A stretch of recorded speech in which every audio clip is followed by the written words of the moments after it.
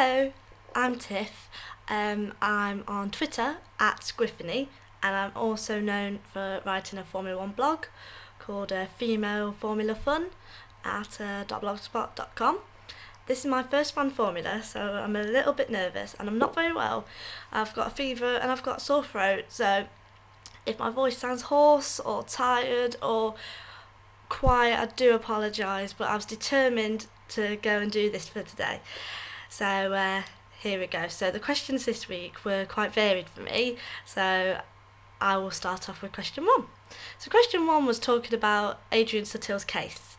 And do you think his sentence, it says, what did you make of Adrian's sentence and his comments about Hamilton for not attending the trial? On my blog, this has been a massive issue for me over the last year. Adrian Sutil, for me as a driver, is neither here nor there. He's okay. But when this story came out, it didn't break really at first. And I was really angry that it didn't break because it just seemed to accept that violence was an acceptable form of practice. And about a week after the story broke, it broke properly, and we found out a few more details. So, considering it's been nearly 9 months since the story broke, it's been great to get a resolution to it. Sutil did deserve his sentence. I'm glad he didn't get jail because it was his first offence, and I don't think he's an intentionally violent person. So I think it's good that he didn't get jail, and I think 18 months and the fine to charity is acceptable. But seeing the scar on Lux's neck, that isn't an unintentional accident. That was purposely done. So I'm glad that that's now been dealt with. Now, Lewis Hamilton's never been my favourite person. He never will be my favourite person. But I understand why he didn't go to the trial. Mainly, I think it's because McLaren would have told him not to have gone. 2011 was such a bad year for Hamilton. Changed management, split with his girlfriend. He wasn't the same racer that I remember. And it's probably a good thing that he didn't attend the trial. And I understand it from both sides. I think Sutil's going to be completely upset that his friend and someone that was actually there, a witness to this, even if they're in the same room and he wasn't a witness to the incident, he was a witness in there. I think obviously Sutil's going to be upset that his friend's not supported him, but I understand why Hamilton couldn't go because I think it just would not have been good for Hamilton. But what people forget and seem to have forgotten was Alonso was in that club that night. There's photos of Alonso at Mint with a 1 in the middle, and he wasn't called up. So, well, probably wonder why. But people have put the scapegoat on Hamilton being in that club, and they shouldn't have, because obviously Hamilton wasn't the only one that was there. The second question is talking about the car launches and whether, I'm reading from my computer over here so I didn't forget. So, do I prefer the official launch sessions or do I prefer like online printed ones? So I'll give you my answer right here. Hello, I prefer this. I loved the Caterham launch. I've been watching Formula 1 for 13 years. I've never watched one launch. Not one. They don't appeal to me at all. Oh, let's remove a bit of cloth from a car. Nice, but that's not me. I've got better things to do. I will look at the photos of the cars and judge them and, whether they're good or bad or whatever. But I love this. I've only just subscribed to F1 Racing.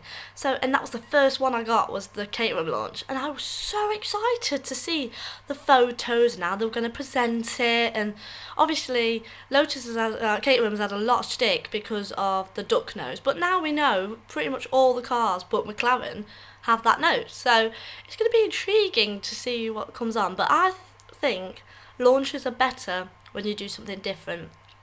Jordan, a few years ago, did a launch at the Albert Hall, and they had the Circus du Soleil and all this lot, and I think the more intriguing launches are a little bit better.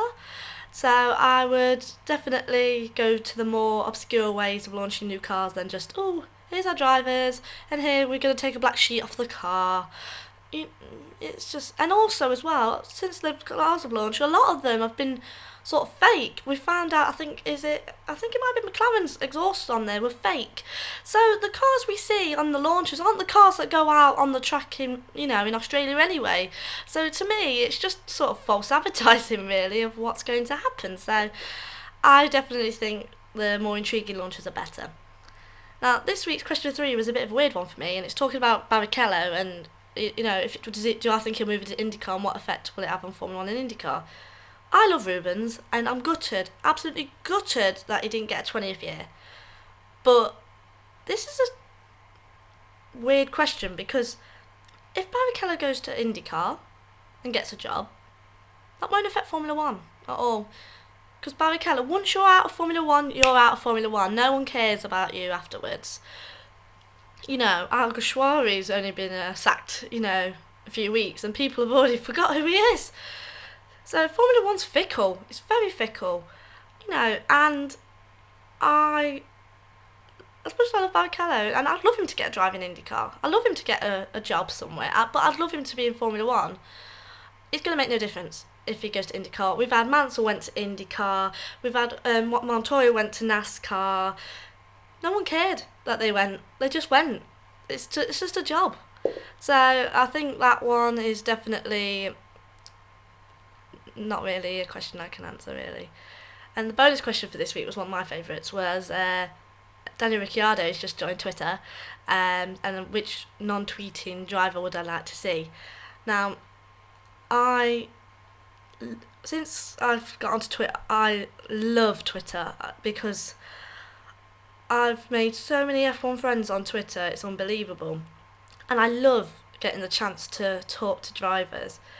And the only non-tweeting ones are Raikkonen, but Raikkonen has an account but hasn't tweeted off it for ages, probably because he doesn't really talk. Vettel, Alonso, Massa, Kobayashi. I think that's it, really. I think they're the only ones. And Alonso and Vettel are the ones I'd like to see. But Vettel has already stated that he does not want to he says he wants to connect one to one to his fans, one to one. And that's great, but he's missing a massive trick because tweeters like Mark Webber and Heikki Kovalainen are my favourite Formula One tweeters. They're so funny and witty, and they talk about mundane stuff, and I love that. They're so witty.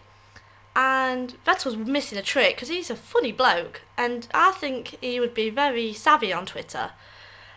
Alonso I'd like to see because he's so guarded. It'd be lovely to see what he was actually like outside of closed doors. Although we have just heard about his new 22-year-old girlfriend, so probably, to be honest, he's probably a bit busy to tweet, to be honest. So they'd be the two I'd like to see, and as much as Vettel annoys me, I would like to see a lot of these photos go up every time. So yeah, that's my fan formula this week. Thank you for listening to me rant on.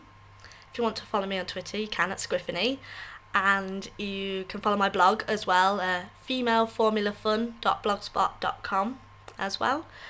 And if you have any opinions on my opinions, then tweet me, and I'm sure we can have a nice discussion about it. So thank you very much, and I'll speak to you again soon.